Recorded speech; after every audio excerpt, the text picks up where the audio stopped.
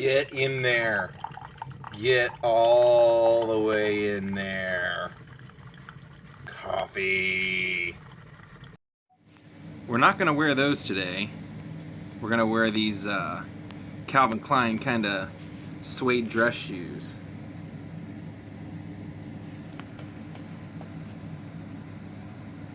They kind of look like those shoes I saw in John Varvatos the other day. It reminded me that I had these and pulled them back out.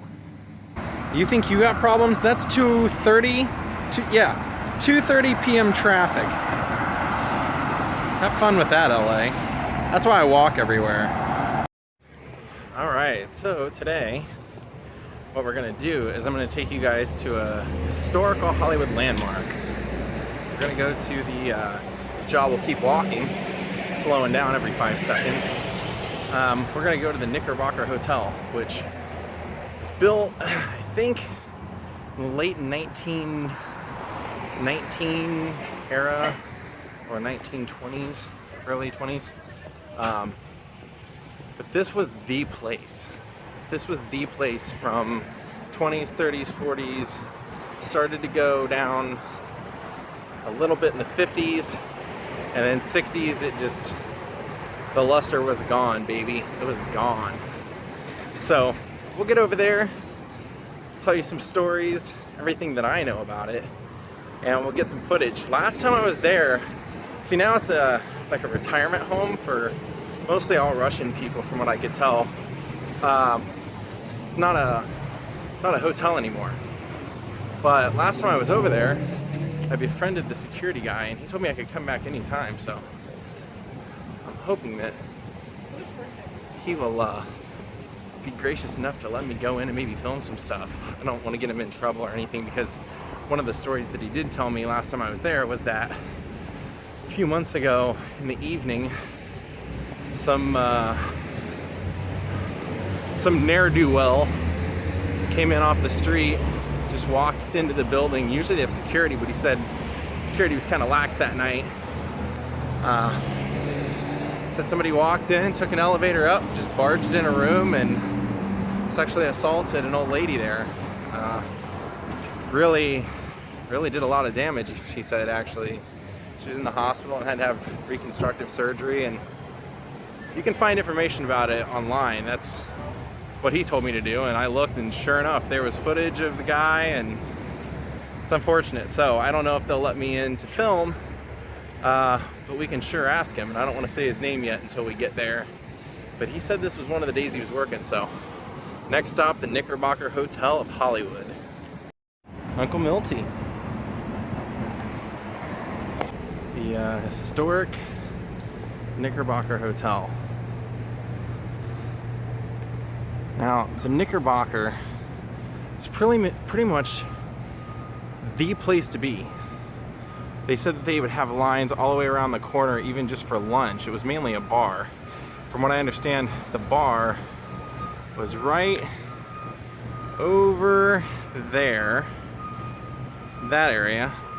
So the famous director D.W. Griffith really was famous for being the first director to really make monumental movies, like larger-than-life movies. He was responsible for Birth of a Nation and Intolerance, which they're very time-sensitive. If you're not politically correct and find racism funny, you'll find them very humorous as to just how racist they are. But if you find racism offensive, I wouldn't recommend watching it. But he was a huge director, and he ended up actually dying in the right in the middle of the the lobby of this building. He was passing through and passed out and died right in the lobby. Also, in the front steps, you'll see, we'll go over there and get a little bit better look, but those front steps, William Frawley, who played Fred Mertz on I Love Lucy, he actually had a heart attack right there on those steps. He was a resident of this building, and someone that worked here helped him in, and he also died in the lobby of this building. So there's a lot of history. Now, as you can see, there's a little bit of an overhang where that Hollywood sign says ADHC. That overhang will come into play when I tell you a story here a little bit later. Now, the roof of this building was actually pretty famous because from 1926 till 1936, Harry Houdini's wife would hold a yearly seance on his birthday, which I believe was also Halloween. When Harry Houdini was alive, the last few years of his life, he was really studying the paranormal and whether there was life after death, and he told her that if there was a way to communicate after death, that he would communicate with her. There was a key word, I forget what the word was, but that if he could communicate with her, he would say that word or make that word known. And for 10 years, she would have a seance up there. And the last year that she had it, they actually filmed it and televised it to the world. And I don't know if it's true, but there were reports that it did rain that night only on top of the Knickerbocker. Now also up here on the 11th floor, which would be right up in here, right about there, those windows, a famous costume designer who was having an affair with Gary Cooper killed herself there. She claimed that Gary Cooper, she was married to Cedric, oh, what was his name? He was a famous director, Cedric. If you know your 30s cinema, you'll know who I'm talking about. But she always called the love of her life Gary Cooper. And when Gary Cooper died, she just couldn't handle it. Came here, rented out a room on the 11th floor, went up, drank a bottle of vodka, and tried to slit her wrist. And when slitting her wrist didn't kill her quick enough, she went to the window up there on the 11th floor and jumped out and actually landed on that overhang right over here.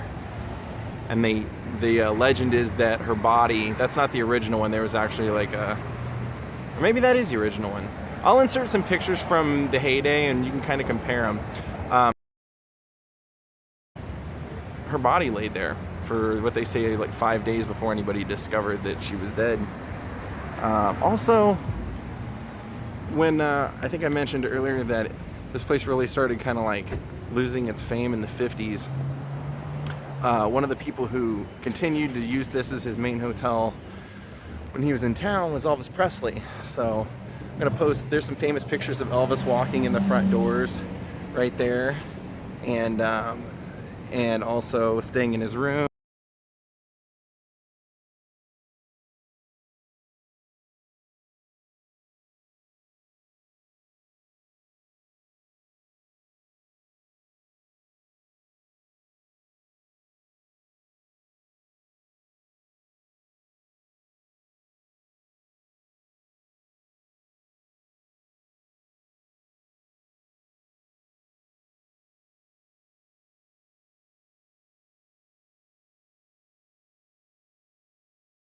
What this hotel was also pretty famous for is that Marilyn Monroe and Joe DiMaggio used to frequent it and had their honeymoon here. The old door guy, the old man who would greet people at the curb, tells a story about how when they got married, or right before they got married, he told Joe DiMaggio, "Don't do it, Joe, it's a mistake." And Joe DiMaggio didn't talk to him for 3 months, and then when the marriage eventually did end, he went up to him and said, "Well, you were right." Now, a lot of the appeal to this place was the bar. Now, the security guard here has told me that this over here was the bar, but from all the accounts, from everything that I'm reading and pictures I'm seeing, this side over here was actually the bar, the world famous bar. They say Gene Autry, all the old cowboys, like that era of cowboys, Gene Autry, Hopalong Cassidy, those kind of people would frequent it. Anybody who was a mega celebrity.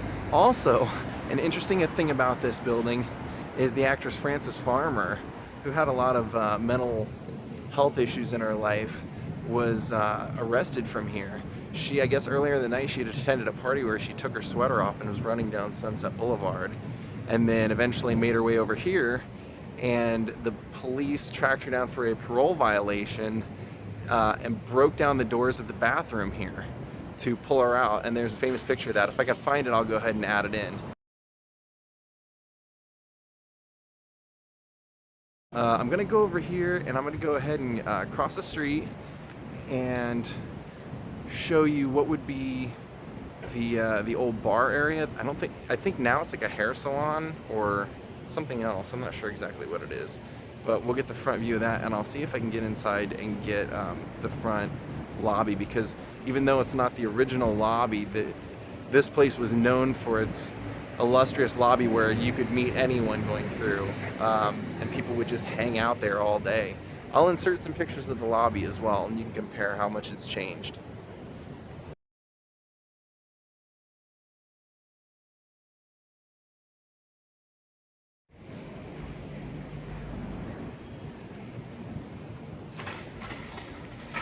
So these are the front steps where William Frawley, Fred Mertz, would have had his heart attack. And they would have brought him in through here. Now this is the same doorway that I'm going to post a picture of Elvis Presley. There's me and John, the reflection. Elvis Presley walking through this doorway. So here's the front door where I'm going to post this picture of Elvis coming in. It's changed a little. They don't have the address above it anymore, but that is the same doorway that Elvis, and that was the main entrance to this place. I'll come up here and flip around. You can see this is what the inside of the lobby looks like now. It's changed quite a bit since its heyday. But that's the same area where William Frawley and D.W. Griffith both would have died. And this is just a walk around the front.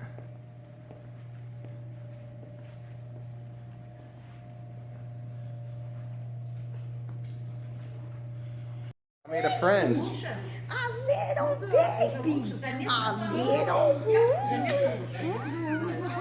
Oh boy, look at that record on those kisses. Ten delicious kisses. John definitely made a friend here. There she goes. Alright, I just learned a very important lesson. You don't ever turn the cameras off, because that lady kissed Ja and made out with Ja for about 3 minutes straight, talking to him and giving him a whole personality. I just got the very end of it. Anyway, I'll show you the entrances. That was pretty cool. We got to walk inside, and I got to show you what it looks like now. I'll show you. I have no way of knowing which one of these doors. Could be this one right behind me. You see that? Any one of these doors could have been the entrance. There's one there. There's one like right over here. See if we can get that right there. And then there's one on the other side. Any one of them could have been the entrance to the bar. I really have no idea, but pretty cool. We got a lot of footage. Now, one of the things that I didn't mention, because I didn't want to jinx myself until I got out of there, was that this is considered one of the most haunted places in all of Hollywood. People have ran out of the bathroom screaming, saying that they saw Marilyn Monroe's apparition, and they've seen various things. So it's pretty holy ground. Like I said, just a rundown. Elvis hung out here, stayed here. Houdini's wife was having seances on the roof. Marilyn Monroe and Joe DiMaggio had their honeymoon here. It's a pretty historic place. Let's keep going. We're gonna go to the store.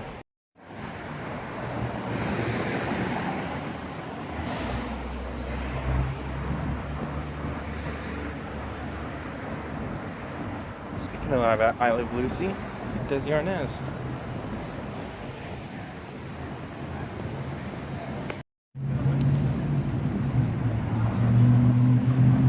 We're at Hollywood and Vine again, just like the other day.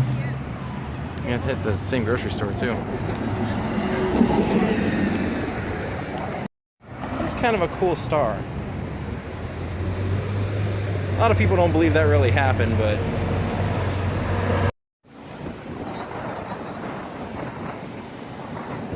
it kind of runs the walk usually. and a lot of that. Let's rock. Go to the store. Made another friend.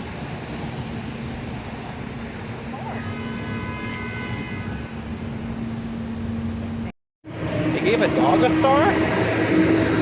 Mr. Chat? I don't know that one. They hit a honey pot of great stars here. My favorite. Clark.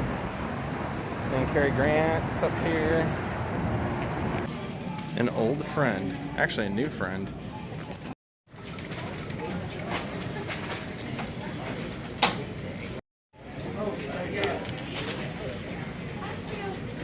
That was kind of actually a pretty crappy shopping experience because for some reason, I don't know why Trader Joe's Hollywood decided that 3 o'clock on a Monday is the best time to have literally 12 employees out restocking everything all in one section. The entire frozen food section, all of those. Everywhere you walked, you had somebody walking around with a box, cutting in front of you, or it just lame. That's what you do when the store is closed. Oh well, not gonna let it ruin our day. We are gonna try and go, we're gonna go to the Comedy Store tonight and sign up for the open mic. They only picked 10 spots, 10 people for 10 spots, so hopefully we'll get lucky and get one. Well, I showed up, didn't get to go up at the Comedy Store, and won't be going to the Ding Dong Show ever again.